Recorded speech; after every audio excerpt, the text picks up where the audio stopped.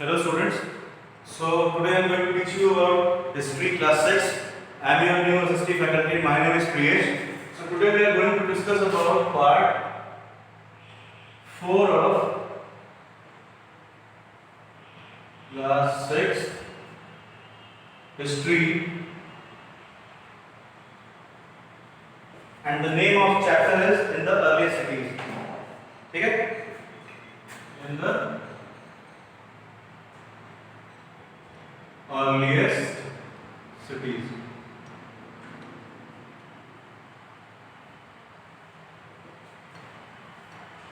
In the earliest cities. So firstly recall what we have learned till now. ठीक है? अभी तक हमने क्या क्या पढ़ा है, उससे पहले हम ये जानने की कोशिश करेंगे और ये कोशिश करेंगे कि क्या क्या चीजें मैंने बता दी, क्या क्या चीजें रह गई. ठीक है? So firstly मैंने ये बताया था कि Harappan civilisation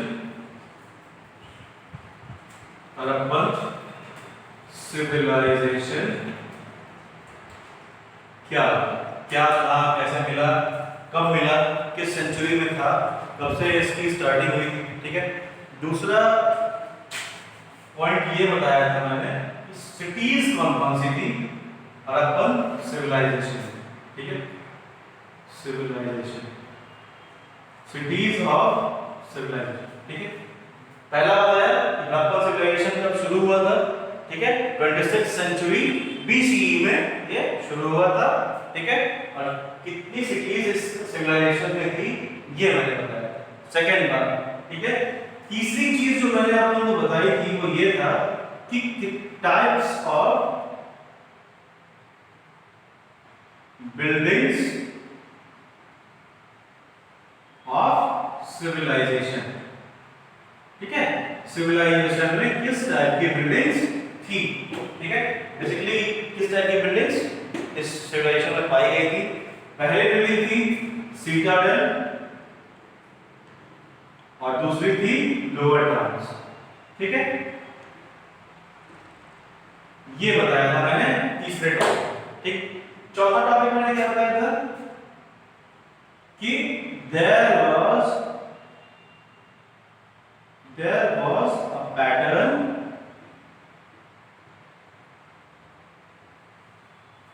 in the buildings. ठीक है? कि हर बिल्डिंग का एक डेफिनेट पैटर्न था जो कि बिल्डिंग्स फॉलो करती थी. ठीक है? सबसे पहले क्या पढ़ा, हड़प्पन सिविलाइजेशन क्या था, कब इसकी फॉर्मेशन हुई थी, किस सदी में ये हुआ करता था, कब ये मिला, इसके एविडेंसेस कहां-कहां मिले, ये बताया. इसके बाद बताया सिटीज कौन कौन सी थी, लोथल, कालीबंगन, मोहनजोदारो. ठीक है? ये सारी धोलावीरा, ये सारी सभ्यताएं या ये सारे सिटीज इसी सिविलाइजेशन के माने जाते हैं. ठीक है? तीसरा मैंने ये बताया कि बिल्डिंग्स किस टाइप की बिल्डिंग्स हड़प्पन सिविलाइजेशन में बनाई गई थी. ठीक है? चौथा मैंने ये बताया कि हर बिल्डिंग का एक डेफिनेट पैटर्न हुआ करता था कि कौन से पैटर्न के बेसिस पे कोई एक बिल्डिंग या किसी एक लाइन की, किसी एक लोकेलिटी की बिल्डिंग बनेगी. ठीक है? This was the four topic that I taught you. ठीक है? इसके बाद हमने पढ़ा था कि किस डायरेक्शन में. ठीक है? पांचवा टॉपिक पढ़ा था कि extension of Harappan civilisation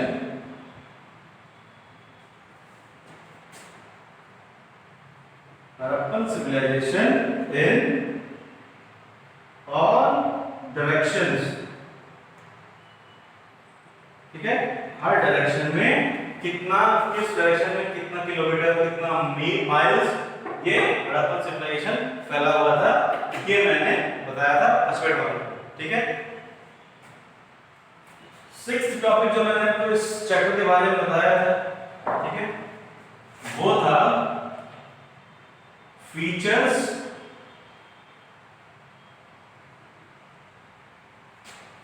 and characteristics of citadel buildings.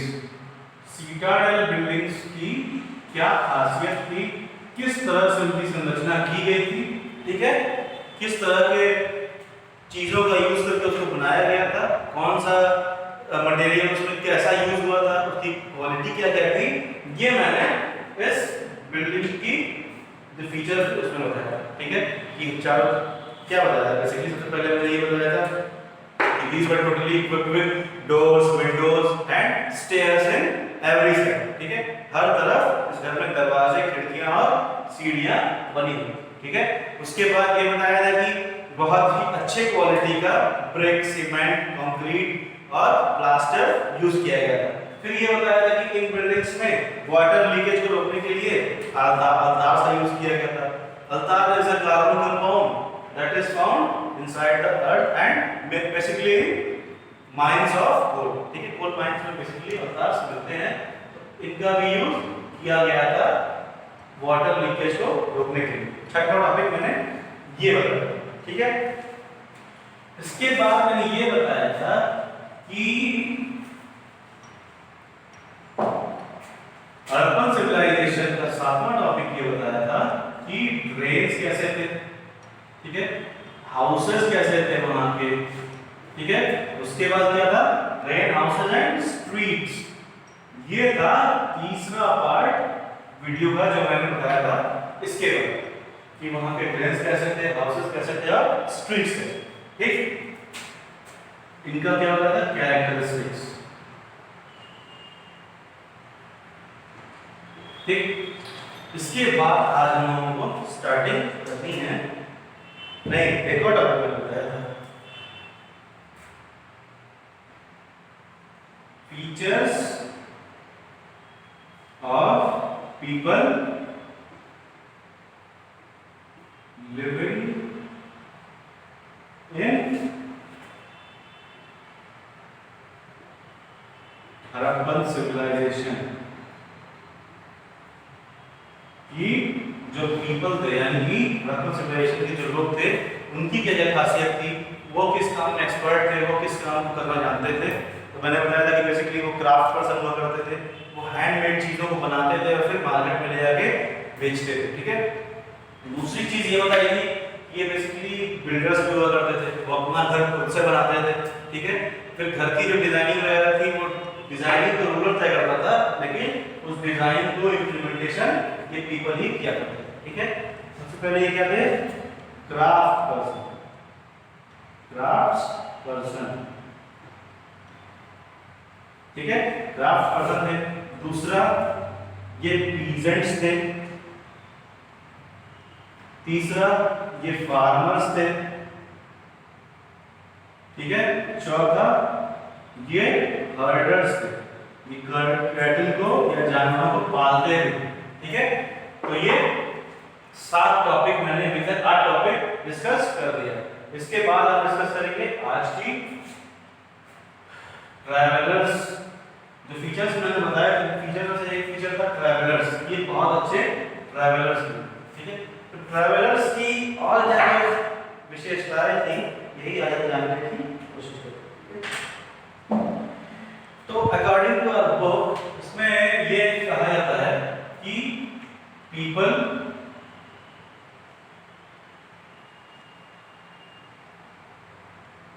travel to other areas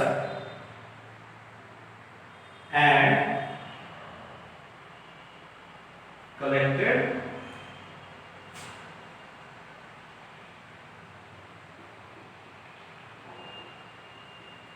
valuable things। इसका क्या मतलब होता है? इसका मतलब ये होता है कि वो लोग दूसरे एरिया में जाते थे और वहाँ की जो वैल्यूएबल थिंग्स थी उसको इकट्ठा करके लाते थे। ठीक है, इनमें से अगर एग्जांपल कुछ करेंगे तो पहला एग्जांपल आता है गोल्ड, मेटल्स की बात करें, गोल्ड, सिल्वर, कॉपर, ब्रॉन्ज। ठीक है, इन 4-5 मेटल्स को वो इकट्ठा करते थे। ठीक है, कई बार अगर हम हैंडमेड चीजों की बात करेंगे, सॉरी, तो सबसे पहली चीज आती है यूटेंसिल्स। यूटेंसिल्स मतलब बर्तन। ठीक है, बर्तन इकट्ठा करके लाते थे। दूसरी चीज ये टॉयज, टॉयज तो वो खुद बनाते थे, उसके रॉ मटेरियल्स को इकट्ठा करके। ठीक है, टॉयज फॉर देयर चिल्ड्रन, अपने बच्चों के लिए टॉयज बनाते थे। ठीक है, जब जब हड़प्पन सिविलाइजेशन की खुदाई होने लगी या उसके एविडेंसेस मिलने लगे, तो अगर हम टॉयज की बात करें तो उस जमाने के टॉयज में जो हमें खोजने में मिला था was terracotta toys. Terracotta toys मिले। ठीक है, टेराकोटा टॉयज में क्या होता था कि जो एनिमल्स उस टाइम के हुआ करता था, उन एनिमल्स का बहुत छोटा छोटा मूर्ति बना करके बच्चे खेलते थे। ठीक है, उनकी एक क्या कहते हैं कि स्मॉल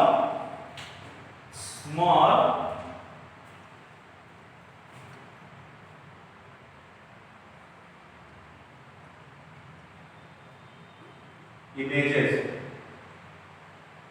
ठीक है, उनकी छोटी छोटी मूर्तियां, छोटे छोटे फोटो बना करके या उनकी छोटे छोटे मूर्तियां बना करके वो लोग खेलते थे। ठीक है, तो उसी को कहते हैं टेराकोटा टॉयज। ठीक है, तो people were traveling to distant lands or returning with raw materials and perhaps stories, मतलब कि जब वो लोग लौटते थे इन सारी चीजों को लेकर के और कई सारी कहानियों को भी लेकर के लौटते थे। ठीक है, बताते थे कि उन्होंने ये सारी चीजें कैसे मिली, कहां से उन्होंने खरीदी, किस एरिया में या किस किंगडम में उन्हें इसमें से कोई एक चीज मिली हो। ठीक है, वो बेसिकली ये आकर के अपने फैमिली मेंबर्स को या अपने नेबर्स को बताते थे। ठीक है, इसके बाद क्या हुआ, many terracotta toys has been found and children must have played with this। तो बहुत सारे terracotta toys अभी मैंने बताया था terracotta toys क्या होते हैं कि बड़े बड़े जो टाइप के जानवर थे उनकी छोटी छोटी इमेजेस या मूर्तियां बना करके बच्चे खेलते थे। ठीक, उसके बाद जो नए नए क्राफ्ट थे सिटी के वो मैं डिस्कस करूंगा। ठीक है, तो बेसिकली हमने बात करी थी कि ये क्राफ्ट पर्सन थे। ठीक है, तो ये क्राफ्ट में क्या क्या चीजें बनाते थे, अब ये हम डिस्कस करेंगे। तो इस डिस्कशन में पहला टॉपिक हमारे पास आता है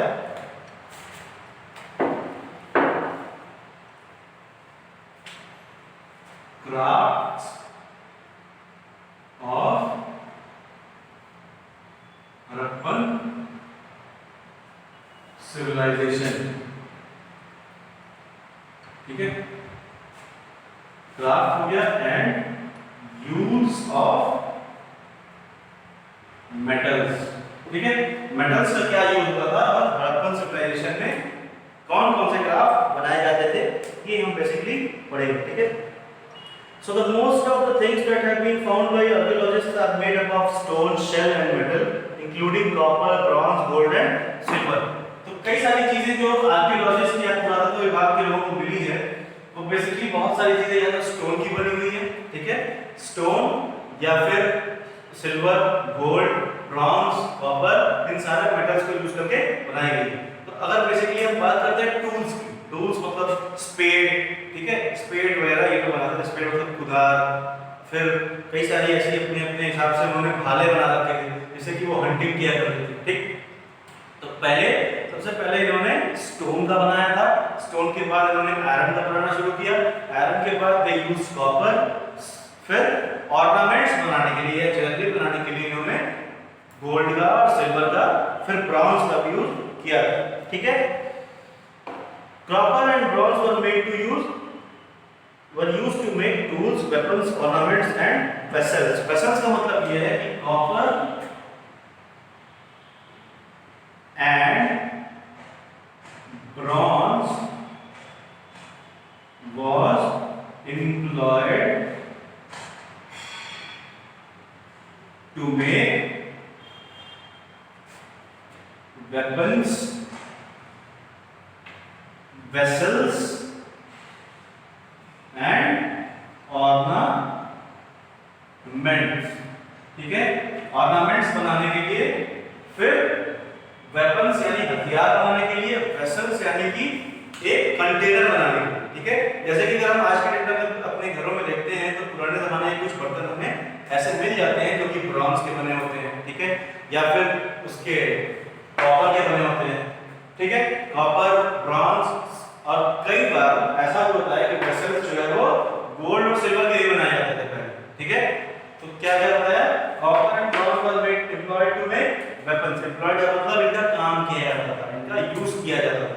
ठीक है, वेपन्स का मतलब ये है कि भाला, ठीक है, फिर बो एंड एरो बनाने के लिए यूज करते थे इसका, ठीक है, कई सारे टूल्स बनाते थे इससे। ऑर्नामेंट यानी कि ज्वेलरी, ज्वेलरी का भी फॉर्मेशन इन दोनों मेटल्स का यूज करके किया जाता था, कॉपर और ब्रॉन्ज, ठीक है। और बेसिकली तो गोल्ड और सिल्वर की बनाई थी, लेकिन इसकी भी बनती थी, कॉपर ब्रॉन्ज की भी ज्वेलरी बनती थी, ठीक है। Perhaps the most striking finds are those of beads, weights and blades. फिर इसके बाद कॉपर और ब्रॉन्ज का यूज करके बीड्स, वेट्स एंड ब्लेड्स भी बनाए जाते हैं, ठीक है। बीड्स तो नहीं बना सकते क्योंकि बीड्स का मतलब होता है मोती। वेट का मतलब ये होता है कि अगर कोई सामान अगले को देना है, ठीक है, किसी को कोई सामान तौल के या नाप के देना है, अगर 1 kg 2 kg 5 kg ऐसे करके हमें डेफिनेट वेट चाहिए होगा ताकि एक तरफ रख के दूसरे को वेट किया जा सके, ठीक है। सो फॉर वेटिंग एनीथिंग और to measure anything they just made weights by using these two metals, copper और ब्रॉन्ज और आयरन का यूज करके वो 1 kg 2 kg और 5 kg के वेट्स बनाते थे ताकि कोई भी चीज देने में या नापने में उनको कोई दिक्कत ना आए, ठीक है। उसके बाद कॉपर ब्रॉन्ज का यूज करके कई बार उन्होंने ब्लेड्स भी बनाए थे। Blades were used to cut anything, ठीक है।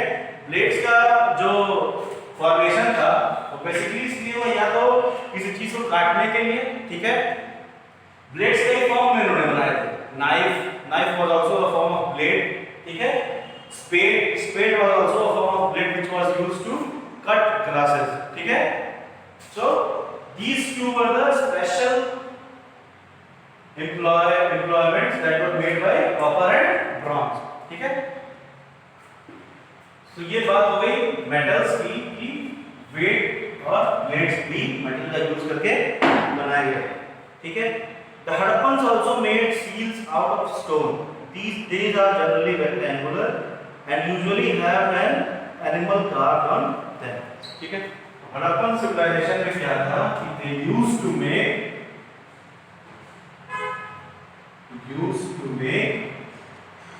seals of metal and stone, ठीक है। वो क्या करते थे, ताले बनाते थे, ठीक है। हड़प्पन सिविलाइजेशन में जो पीपल थे वो ताले बनाते थे स्टोन और मेटल का यूज करके। स्टोन से ही बनते थे, मेटल से भी बनते थे, ठीक है। तो मेटल का यूज करके वो इसलिए बनाते थे और हमेशा हड़प्पन सिविलाइजेशन की ये पहचान थी कि जो भी चीज वो बनाते थे उसमें हमेशा एनिमल की कार्विंग किया करते थे। कार्विंग का मतलब ये होता है कि जो भी चीज की फॉर्मेशन की उन्होंने, ठीक है, उनपे स्पेशली ये एनिमल की कार्वेशन कर दी ताकि उससे पता चल सके कि ये हड़प्पन सिविलाइजेशन की पेंटिंग है या बिल्डिंग है या सील बनाए हुए जो हैं वो इसके हड़प्पन सिविलाइजेशन के टाइम के, ठीक है। So this was the basic use of metals that they used to make seals out of metals, ठीक है। इसके बाद इन्होंने क्या किया, so they use metals to make seals। तो ये पता चलता है इससे कि मेटल का ये किस किस तरीके से इस्तेमाल करते थे। सबसे पहले क्या होता है, सबसे पहले ये बताया कि मेटल का यूज करके ऑर्नामेंट्स बनाते थे, ठीक है। ऑर्नामेंट्स बनाने के बाद क्या करते थे, ब्लेड्स बनाते थे, ठीक। ब्लेड्स बेसिकली बनाते थे ये कॉपर, सिल्वर, कॉपर और ब्रॉन्ज, ठीक है। इसके बाद क्या होता था, they were used to make weapons। weapons का मतलब हथियार बनाते थे उससे। उसके बाद एक नई चीज इन्होंने बनाई वो है seals। they used to make seals of metals, ठीक। इसके बाद the Hadappans also made pots with beautiful black designs such as, इसके बाद they used to make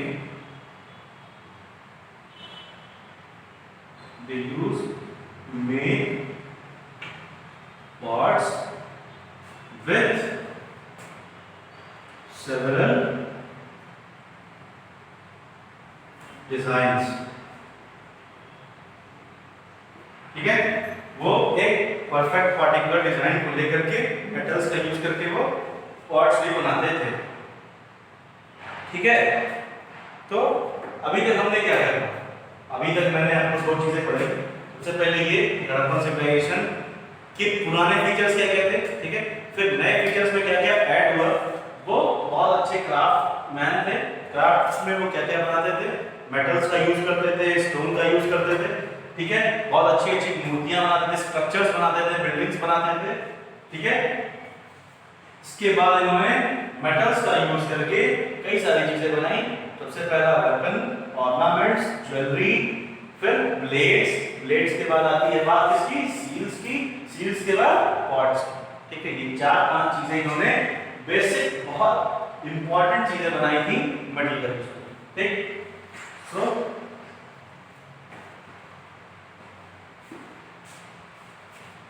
this was about the craft of Harappan civilisation, ठीक है। अब हम आगे बढ़ते हैं।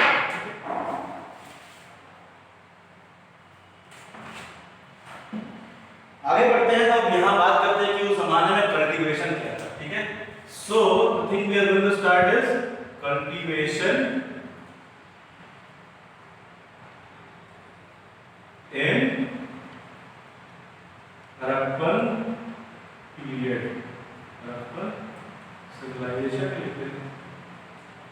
कि हड़प्पन सिविलाइजेशन में किस चीज का कल्टीवेशन सबसे ज्यादा था और स्टार्टिंग कैसे हुई, ठीक है।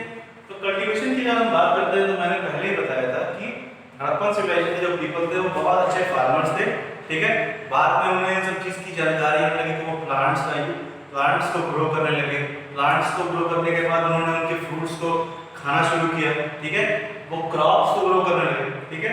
It is said that cotton was probably grown at Mehergarh from about 7,000 years ago, ठीक है। Actual pieces of cloth were found attached to the lid of silver vase and some copper objects at Mohenjo-daro, ठीक है।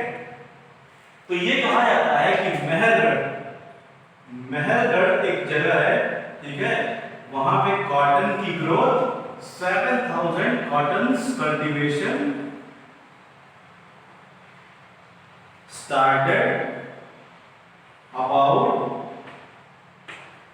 7,000 years ago। 7,000 वर्ष पहले cotton की खेती होनी शुरू हो चुकी थी। इसका मतलब पता चलता है क्या हुआ कि उस जमाने में कल्टीवेशन कितने लार्ज लेवल पे किया गया था, कितने सालों पुराने। 7,000 साल is a very long span of time. So we can say that they have a very good idea of cultivation and they were very good cultivators, farmers, and that is why it was easier for them to grow cotton about 7,000 years ago। मतलब 7,000 साल पहले अगर हम imagine करते हैं तो 7,000 पहले तो कुछ नहीं रहा, ठीक है। तब भी they were able to grow cotton 7,000 साल पहले, ठीक है। अगर हम इसकी बात कर रहे हैं तो कॉटन की जो क्लॉथ होते हैं, cotton clothes were found attached to vases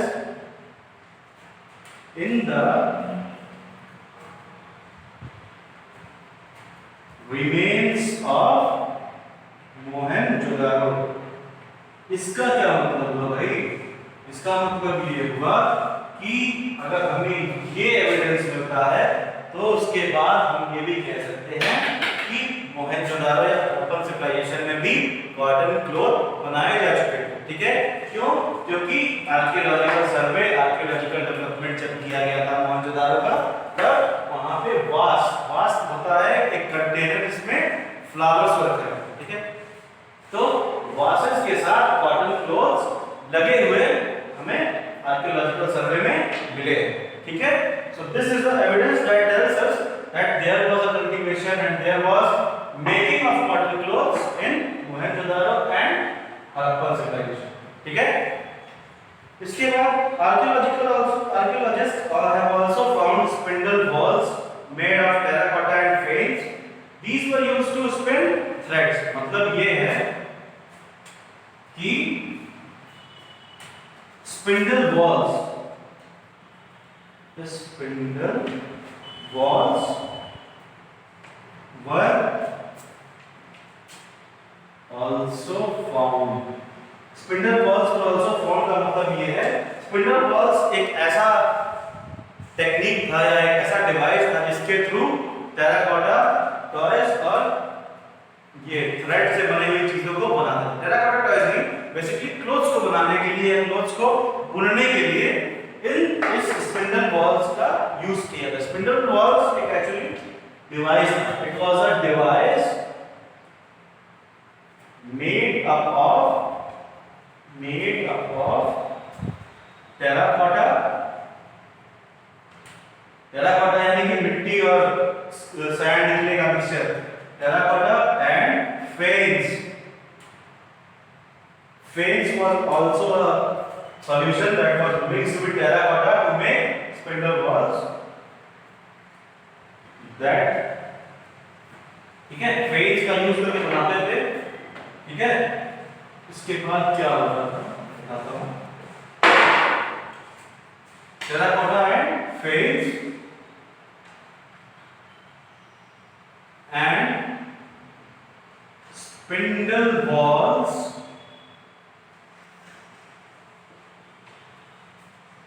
was used to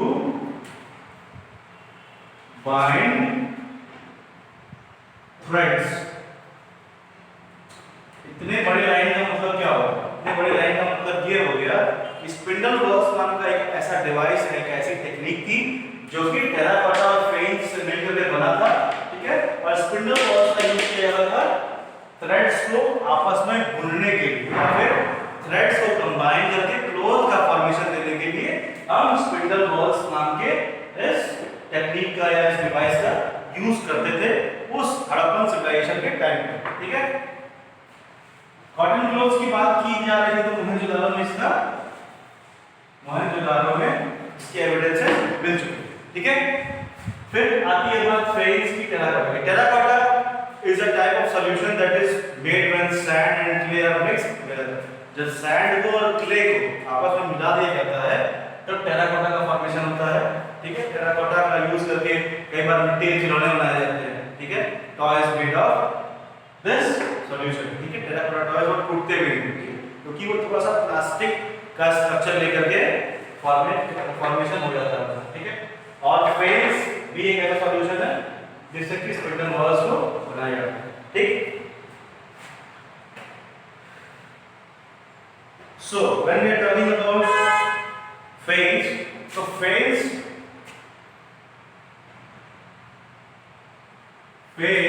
is a artificial solution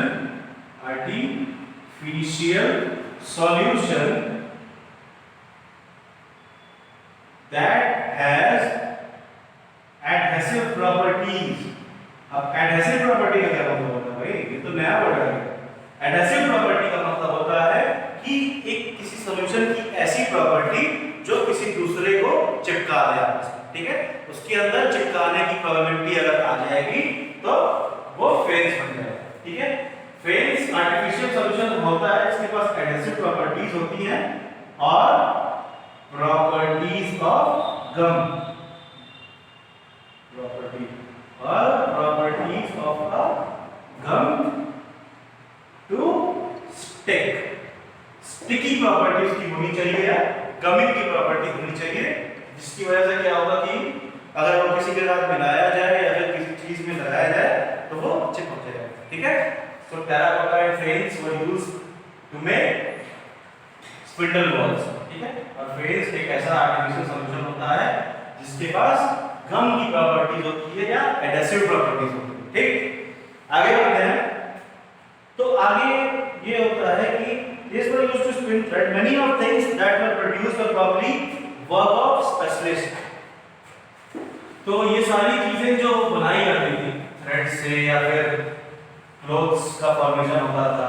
ठीक है, तो क्लोथ्स के फॉर्मेशन जो होता था वो स्पेशलिस्ट किया जाता था। स्पेशलिस्ट का मतलब ये कि कुछ ऐसे लोग भी थे जो थ्रेड स्पिनिंग में बहुत अच्छे थे।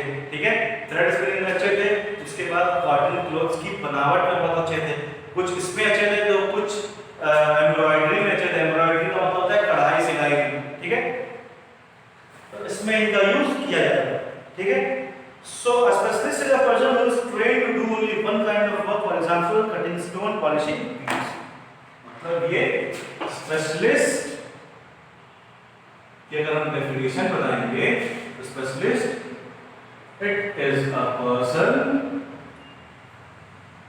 it is a person that is trained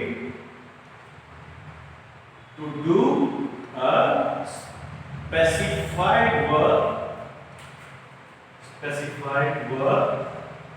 for example पहला आ जाएगा stone cutting हो गया।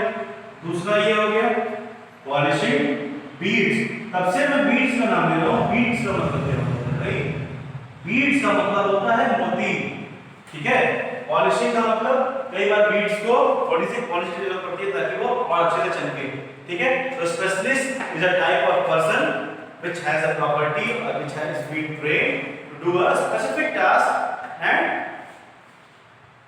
he is specialist in that। पहला स्टोन कटिंग, ठीक है। पहला स्टोन कटिंग का काम हम बीड पॉलिश वाला को दे देंगे, पॉलिशिंग बीड यानी कि जो बीड पॉलिश करता है उसको दे देंगे तो वो कर पाएगा नहीं। सो दैट इज व्हाई हर एक काम एक ऐसे इंडिविजुअल को दिया जाता है जो उस काम में स्पेशलिस्ट है, ठीक है। तो उस जमाने में भी हड़प्पन सिविलाइजेशन के टाइम पे भी ये काम होता था, ठीक है। After that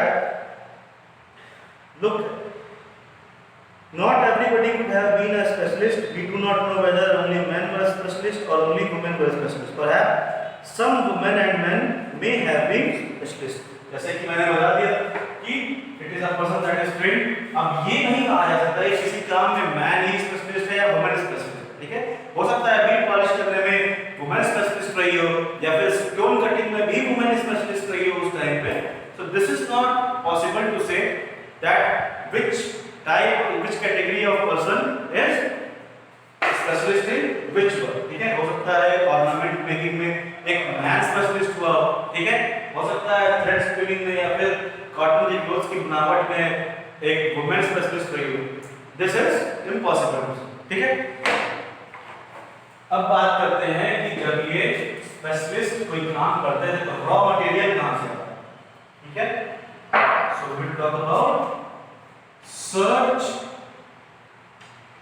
of raw materials, ठीक है।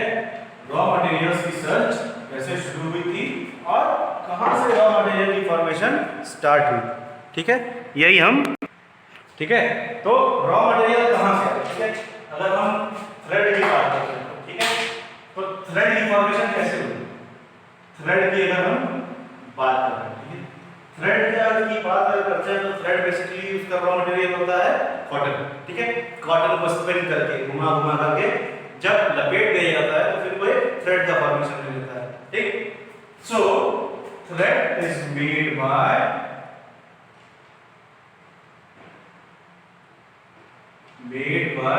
स्पिनिंग ऑफ कॉटन, ठीक है। कॉटन के स्पिन होने से थ्रेड की फॉर्मेशन हो जाती है, ठीक है। थ्रेड की फॉर्मेशन होने के बाद क्या होता था? थ्रेड का रॉ मटेरियल है कॉटन, ठीक है। तो कॉटन कहां से आता था? कॉटन की कल्टीवेशन की जाती थी। कल्टीवेशन का मतलब इसकी फार्मिंग, ठीक है। फार्मिंग का मतलब कॉटन को उगाया जाता था, ठीक है। तो उसको रॉ मटेरियल लेके भटकना नहीं पड़ता था। ये एक खेत में या फिर एक लैंड पे कॉटन की फार्मिंग करके कॉटन जब उगता था तो फिर उसको कलेक्ट करने के बाद उसकी थ्रेड की फॉर्मेशन की जाती है। So this was basically about thread, ठीक है। हम आगे बात करते हैं। Raw materials are substances that are either found naturally और प्रोड्यूस्ड बाय फार्मर्स। अब पहले रॉ मटेरियल होता क्या है?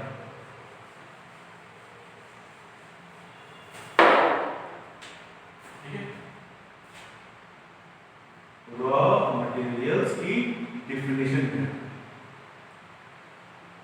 सो those materials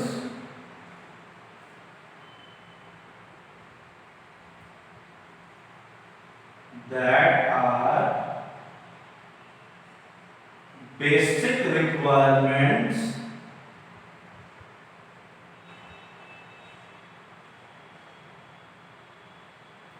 of a project which are either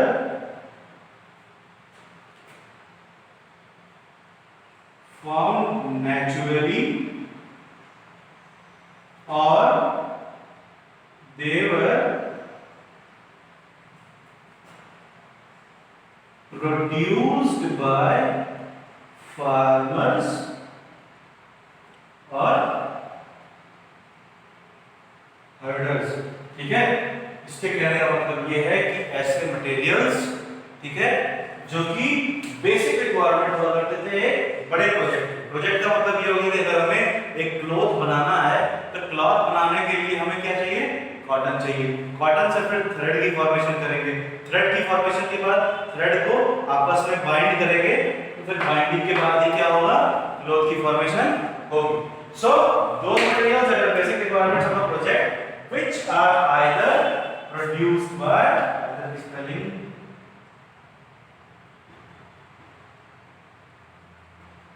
either found naturally or they were produced by farmers or herders। इसका मतलब ये है कई बार raw material natural occurring substance हो सकता है और कई बार ऐसा हो सकता है कि वो फार्मर्स के द्वारा उगाया जाए।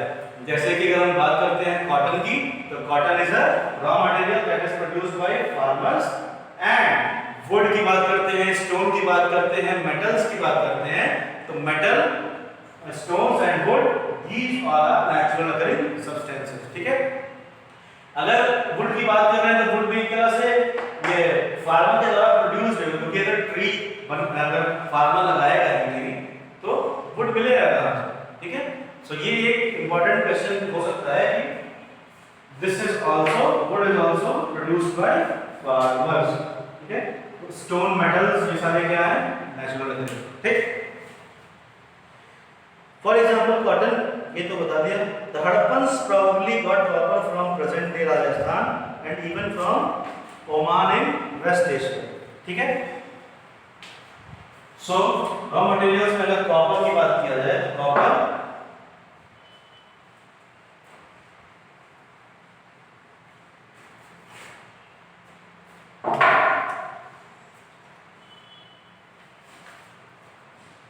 so if we talk about copper, Rajasthan was a rich source of copper at that time। ठीक है, और Oman is a country in West Asia. ठीक है, वेस्ट एशिया कंट्री है ओमान, वहां से कॉपर मिलता था। ठीक है,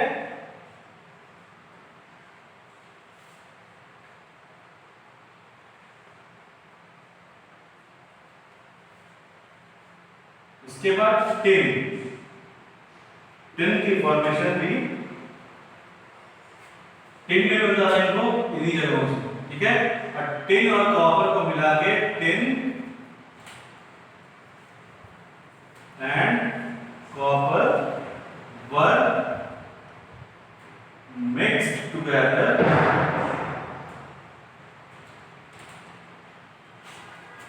to make bronze, to form bronze. ठीक है, ब्रॉन्ज बनाने के लिए टिन और कॉपर को ऐड करके ब्रॉन्ज की फॉर्मेशन कर देते हैं। इसके बाद क्या होता था, हाँ,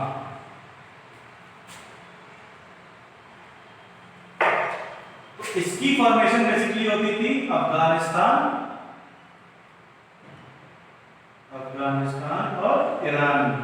ठीक है, तो सबसे पहले हम कॉपर की बात करते हैं। ठीक है, तो कॉपर का रिच सोर्स था राजस्थान। कॉपर का रिच सोर्स राजस्थान इसलिए था क्योंकि वहां पे बहुत ज्यादा हाई टेम्परेचर पे मैग्मा एक जमाने में हुआ करता था। उसके बाद ओमान भी एक डेजर्ट एरिया है। सो डेजर्ट एरिया में कॉपर की जो फॉर्मेशन है या कॉपर बहुत ज्यादा अमाउंट में गर्म एरिया में मिल जाता है।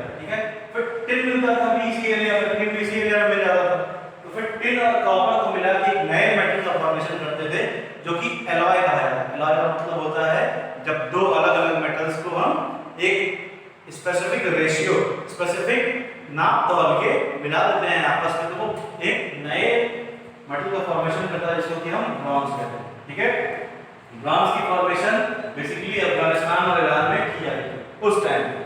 So this was all about today's video, hope you all get some knowledge from this video. If you have any queries related to this video, please put it down in the comment section. I will answer all your queries in the next video. After which we keep watching to this video, and today's homework for class 7 is homework. Let us discuss the homework.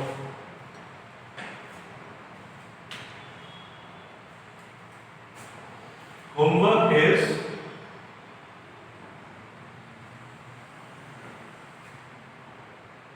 find out